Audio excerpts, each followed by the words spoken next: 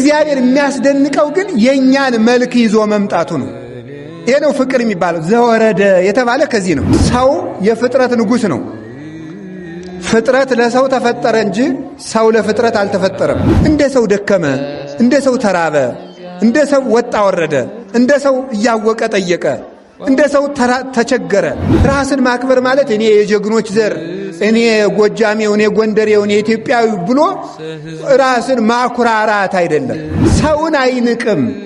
ሰውን የሚንቅ ሰው የሚንቀው የእግዚአብሔርን መልክ ነው። ሁላችሁም በዚህ የተሰበሰባችሁ ሊቃውንተ ቤተ ክርስቲያን ከክቡር አባታችን ጀምሮ መምህራን፣ ካህናት፣ ዲያቆናት አንድ አምላክ በሚሆን በአብ በወልድ በመንፈስ ቅዱስ ስም እንደምን አደራችሁ? እንግዲህ የዛሬው እሁድ ሁላችሁ እንደምታውቁት ዘወረደ ይባላል።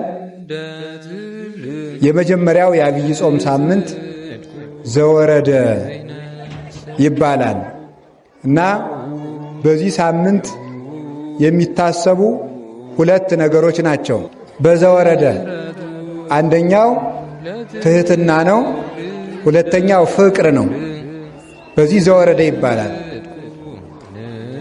በፍቅር አልቦ ዘዐርገ ውስተ ሰማይ ዘእንበለ ዘወረደ እምሰማይ ወልደ እጓለ እመሕያው ተብሎ እንደተነገረ እስመ ከመዝ አፍቀሮ እግዚአብሔር ለዓለም ወመጠ ወልዶ ዋሂደ። እግዚአብሔር ይህንን ዓለም እንደወደደው የሚተረጎምበት ሳምንት ነው።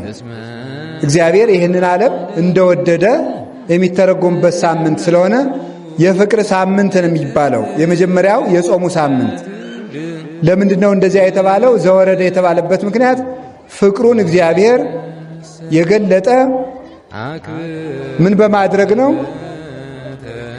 ሰውን ለመፈለግ ወደዚህ ዓለም በመምጣት ነው። እግዚአብሔር ሰውን እንደወደደው የገለጠባቸው መንገዶች አሉ። መጀመሪያ እግዚአብሔር ሰውን መፍጠሩ በራሱ ፍቅር ነው። ይሄ ዓለም እግዚአብሔር በባሕሪው በአንድነቱ በሦስትነቱ ሲሰለስ ሲቀደስ ይሄ ዓለም አልነበረም። ዓለምን ልፍጠር ብሎ አሰበ፣ አስቦም አልቀረ፣ ፈጠረ። 22 ፍጥረት ፈጥሯል። ብዙውን አንድ እያሉ ቢቆጥሩት እንጂ ሁሉ ቢቆጠር ፍጥረት ሁሉ ተናግሮ አይፈጽመውም። ስለዚህ እግዚአብሔር 22 ፍጥረት ፈጠረ። ከ22ቱ ፍጥረታት መካከል ለክብር የተፈጠሩ ሁለት ናቸው፣ ሰውና መልአክ ናቸው። እግዚአብሔር ይገርማችኋል 21ዱን ፍጥረታት 6 ቀን ሲሰራ ሰንብቶ በስድስተኛው ቀን በመጨረሻው ሰዓት አዳምን ፈጠረ። ሰው ከመልአክ እንኳን መጨረሻ ነው የተፈጠረ።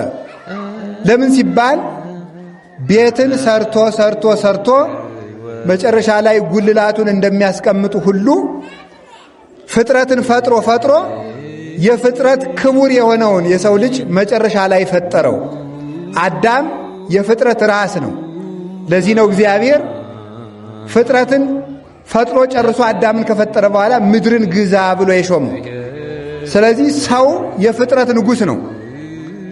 ፍጥረት ለሰው ተፈጠረ እንጂ ሰው ለፍጥረት አልተፈጠረም። ፍጥረት ለሰው ልጅ የተፈጠረ ነው። ሰው ለፍጥረት ግን አልተፈጠረም። ይህን ለይቶ ማወቅ ይገባል። ጤፍ ለሰው ተፈጠረ እንጂ ሰው ለጤፍ አልተፈጠረም። መሬት ለሰው ተፈጠረ፣ ሰው ለመሬት አልተፈጠረም። መጠጥ ለሰው ተፈጥሯል፣ ሰው ለመጠጥ አልተፈጠረም። ምግብ ለሰው ተፈጥሯል፣ ሰው ለምግብ አልተፈጠረም። አጠቃላይ ገንዘብ ለሰው ተፈጥሯል፣ ሰው ለገንዘብ ግን አልተፈጠረም። ዛሬ ግን ተገላብጦ ገዦቹ እነዚህ ናቸው። እግዚአብሔር ገዥ ናችሁ፣ ራስ ናችሁ፣ የፍጥረት የበላይ ናችሁ ለማለት መጨረሻ ፈጠረን። ስለዚህ ራሳችሁን አክብሩ። በዚህ ሳምንት እኔ የምነግራችሁ እግዚአብሔር ወዶ መጨረሻ ፈጥሯችኋልና ራሳችሁን የሚያዋርድ ሥራ አትስሩ። ይነብብ ኃጥእ በዘያስሕት ርሶ፣ ኃጢአተኛ ራሱን የሚያሳስት ነገር ይሰራል፣ ይናገራል። ራሱን የሚያዋርድ ነገር ይናገራል። ራሱን የሚያዋርድ ቦታ ይገኛል። ራሱን እያዋረደ ውሎ ራሱን እያዋረደ ያድራል። የውርደት ካባውንም በሲኦል ይከናነባል ማለት ነው። ስለዚህ ማድረግ የሚገባን ምንድነው ካላችሁኝ ራስን ማክበር። ራስን ማክበር ማለት እኔ የጀግኖች ዘር፣ እኔ ጎጃሜው፣ እኔ ጎንደሬው፣ እኔ ኢትዮጵያዊ ብሎ ራስን ማኩራራት አይደለም። ከውርደት ቦታ ራስን ማውጣት፣ ከኃጢአት አረንቋ አውፃኒ እምጽውር አማአም ወማዘቅት ህርትምና ብሎ እንደተናገረ ከኃጢአት ጭቃ ከኃጢአት ጉድጓድ ራሱን ያወጣ ሰው ራሱን የገዛ የህይስ ብእሲ እጉስ አገር ከሚገዛ ሰው ራሱን ታግሶ የገዛ ሰው ይሻላል ይላል ሰሎሞን። ራስን መግዛት በንግግር በሆድ በእንቅልፍ ራስን የበላይ ማድረግ። ስለዚህ ይሄንን ያደረግን እንድንሆን እግዚአብሔር መጨረሻ ፈጥሮናል። ሰው መጀመሪያ ድግስ ደግሶ አዘጋጅቶ ከጨረሰ በኋላ ወዳጆቹን ወደ ድግስ ይጠራል። እግዚአብሔር ሰውን የመውደዱ ምልክት ለሰው የሚያስፈልገውን ሲፈጥር ሰንብቶ ሰውን መጨረሻ ፈጠረው። ሰኞ ጠፈርን ፈጥሮ፣ ማክሰኞ አዝሪቱን ፈጥሮ፣ ረቡዕ ፀሐይ፣ ጨረቃ፣ ከዋክብትን ለብርሃን ፈጥሮ፣ ሐሙስ የባህር እንስሳትን ፈጥሮ አሳውን፣ ዓርብ በሬውን ላሙን ፈጥሮ ጨርሶ መጨረሻ ላይ ሰውን ፈጠረ። እግዚአብሔር አዳምን እስከሚፈጥር ድረስ ምን ሲያረግ ሰነበተ ቢባል ለአዳም ድግስ ሲደግስ ሰነበተ ይላሉ ሊቃውንት። የእግዚአብሔር ወዳጅ የድግሱ ተካፋይ ነው የሰው ልጅ። ለዚህ ተፈጥረናልና በፍጥረት ላይ ስላሰለጠነን ፍጥረትን ሁሉ ለኛ ክብር ስለፈጠረ በዚህ እግዚአብሔር እንደወደደን እናውቃለን። የመጨረሻ እግዚአብሔር ከመጨረሻው አንድ በፊትም ነግራችሁ እግዚአብሔር ሰውን እንደወደደው የገለጠው በምንድን ነው ሲባል ሰውን መውደዱን የገለጠ በአርአያው በአምሳሉ በመፍጠሩ ነው። እንግዲህ ከዚህ ውስጥ ያለ ሰው ልብሱን የሚሰጥ ይኖራል፣ ምግብ ቆርሶ የሚያጎርስ ይኖራል፣ ውሃ ቀርቶ የሚያጠጣ ይኖራል፣ ምክር የሚመጸውትም ይኖራል፣ ሲታመሙ የሚጠይቅ ቢያጡ ዋስ የሚሆን ሰው ይኖራል። መልኩን የሚሰጥ ሰው ግን አይገኝም። አይኑን የኔ አይን ጥሩ ስለሆነ ላንተ ይሁን አንተ መልከኛ ሁንበት ብሎ አይኑን ጆሮውን ቆርጦ እጁን እግሩን ቆርጦ የሚሰጥ ሰው የለም። መልኩን የሚሰጥ ፍጡር የለም። የእግዚአብሔር የመጨረሻ ለጋስነቱ በመልኩ መፍጠሩ ነው። ሰው ማንን ይመስላል ሲባል እግዚአብሔርን መስሎ የተፈጠረ ነው። ይህ የገባን አይመስለኝም። ይህ የገባው ሰው ማለት ሰውን አይንቅም። ሰውን የሚንቅ ሰው የሚንቀው የእግዚአብሔርን መልክ ነው። የአንድ ትልቅ ባለስልጣንን ፎቶ ይዞ ያንቋሸሸ ሰው ያንን ባለስልጣን እንደናቀ ተቆጥሮ የሚታሰር ከሆነ በሰው ላይ የሚመጻደቅ ራሱን መልካም የሚያደርግ ራሱን ጥበበኛ የሚያደርግ ራሱን የጀግና ዘር የሚያደርግ ራሱን እንደ ጥበበኛ ሌላውን እንደ ደንቆሮ የሚቆጥር ራሱን እንደ ደግ የሚቆጥር በዚያ የሚመካ የራሱን ታሪክ እየዘረዘረ የሚመጻደቅ ሰው እንዲህ ያለ ሰው የእግዚአብሔርን መልክ የናቀ ነው በእውነቱ ማለት። ሰውን እየተሳደቡ እግዚአብሔርን ማረኝ፣ ሰውን እየናቁ እያንቋሸሹ አይገሌ አይረባም፣ ገሌ እንኳን የገሌ ንግግር አይረባም፣ አርፈ ቁጭ በል አንተ ያልገባህ ነገር ነው እያሉ እግዚአብሔር ሲፈጥር ንቆ ያልተወውን ሰው እንዴት እኛ እንንቃለን? ምን ስልጣን ሳለን? ሰውን አይደለም ውሻ የመናቅ ስልጣን እንኳን የለንም እኛ። እመቤታችን ውሃ ስትቀዳ ውሻው ሲመጣ ሌሎች ሴቶች ሲያባረሩት እሷ ልታጠጣው ስትል እንዲህ አንቺ ስቴ እንዴት ያለች ቸርነች ሲሏት ምንድን ነው ያለች? እግዚአብሔር ሲፈጥር ንቆ ያልተወውን ውሻ እንዴት እኔ ንቀዋለሁ ነው ያለች። እግዚአብሔር አስፈላጊ ነው ብሎ የፈጠረውን ውሻ እኔ አታስፈልግም ለምን እላለሁ? እግዚአብሔር አስፈላጊ ብሎ የፈጠረውን ሰው አታስፈልግ የማትረባ ተብሎ ሰው አይሰደብም፣ ሰው አይናቅም። ሰውን እንደ መናቅ ያለ ነገር በጣም በደል የለም በእውነቱ ማለት። ራስን እንደ ማክበር ያለ ከፈለጋችሁ ማስቀደስ አይደለም አይናችሁን አውጥታችሁ ለእግዚአብሔር ስለት ስጡት፣ አይቀበልም። ሰው ንቃችሁ፣ ሰው ጋር ተጣልታችሁ፣ ሰውን አንቋሻችሁ፣ ሰውን አሳቃችሁ፣ ሰውን ሰድባችሁ፣ ሰውን ረግማችሁ፣ ሰውን ከሳችሁ፣ ሰውን ቀምታችሁ እንደዚህ አድርጋችሁ ሰው አንገቱን እንዲደፋ አድርጋችሁ ለምን ኩላሊታችሁን አውጥታችሁ ስለት አታመጡትም? እንኳን ጧፍ እንኳን ጥላ እንኳን ወርቅ የፈለጋችሁናም ተቀባይነት የለውም። እስመ እግዚአብሔር ፍቅር ውእቱ፣ እግዚአብሔር ፍቅር ነው። ከወንድሙ ጋር የሚጣላ ሰው እግዚአብሔርን አያውቅም፣ ሃይማኖት እንኳን የለውም። ስለዚህ ሰውን እንድናከብር በአርአያው ፈጠረን።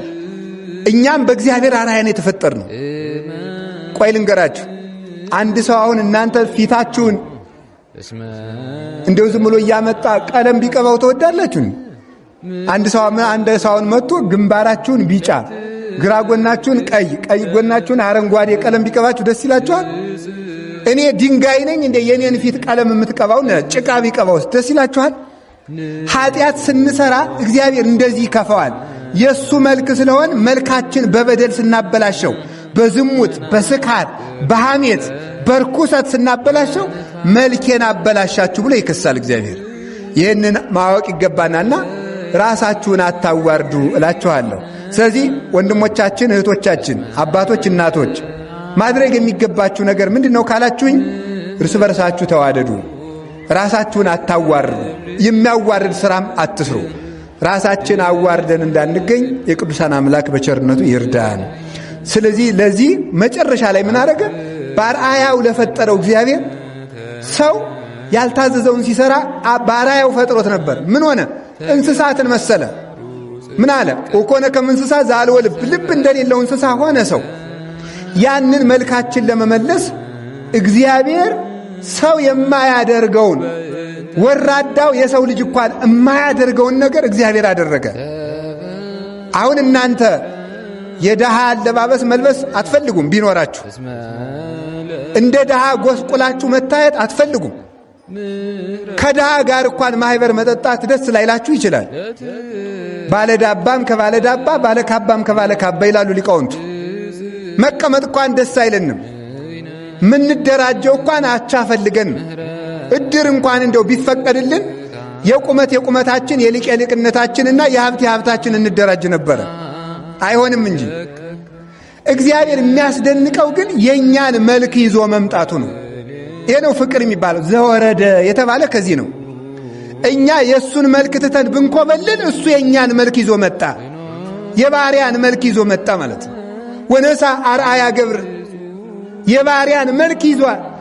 እንዲህ የባሪያን መልክ የሚይዝ ጌታ የት ይገኛል? ማን ነው ሎሌውን መምሰል የሚፈልግ? ማናት ገረዷን መምሰል የምትፈልግ? ስናጣው ቀረ እንጂ ክብርን አተነው ቀረ እንጂ እያለን የምንዋረድ እነማንን?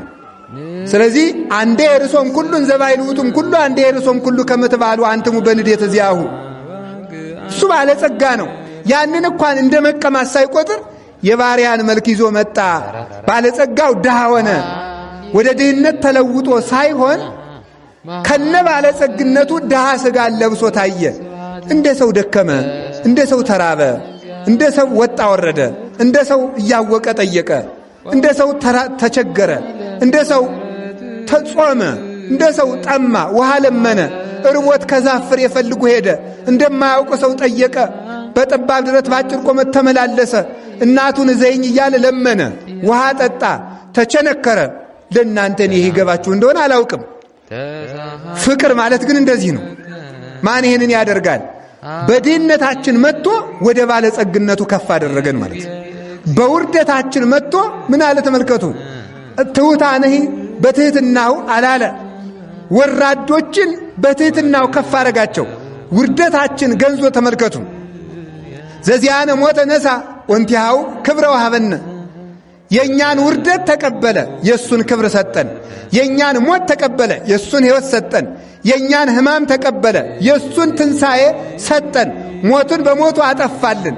መራቆታችን በመራቆቱ አጠፋ። ውድቀታችን ወድቆ አጠፋ። ችንካራችን በችንካሩ ነቀለ። ሐሞት ጠጥቶ ለየኛን መራራ ሞት አስወገደልን።